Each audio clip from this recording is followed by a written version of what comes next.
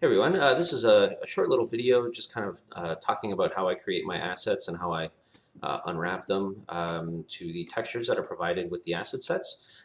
This will cover any of the low poly series assets that you get, from the landscape to caverns to future ones. They're all done in the same manner. So I just wanted to kind of go over things in case you wanted to create new versions of assets for yourself or adjust anything.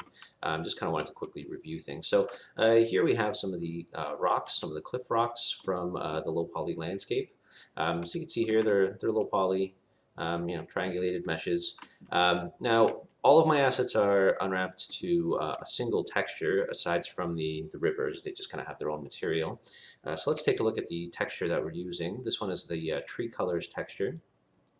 And my textures are fairly simple. They're just colors with gradients on them. So I range from gradients that change through different colors to just kind of go from dark to light through different kind of tones to radial ones that are used for rocks or pits or certain things like that. I've done it this way just to kind of get a nice gradient look, have a nice seamless gradient across things, and it just kind of help that cartoony kind of feel to everything.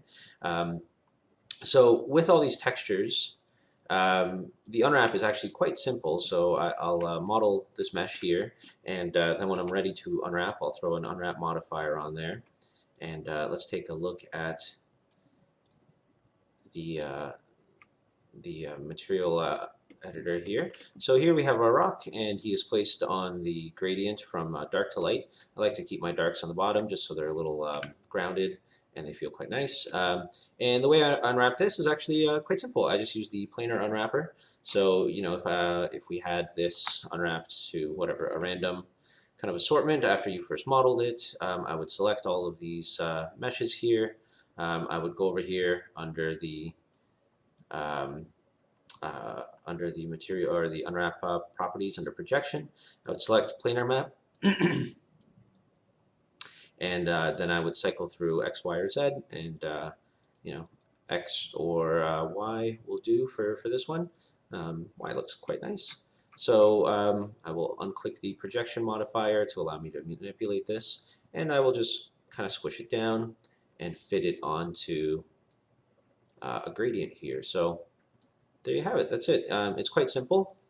I do it this way just to speed up the process. There's no, there's no texture detail on these guys. No like fine grain, so they don't need a good unwrap. And I do the planar mapping, so there's a perfect continuation of the gradient. There's no edges. There's no seams. It's just a nice, clean gradient going across things.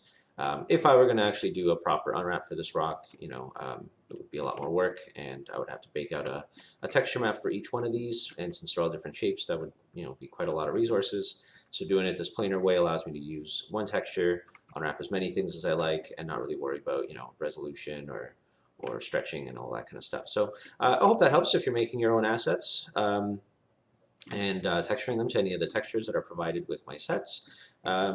And if you have any questions, please let me know. Thank you.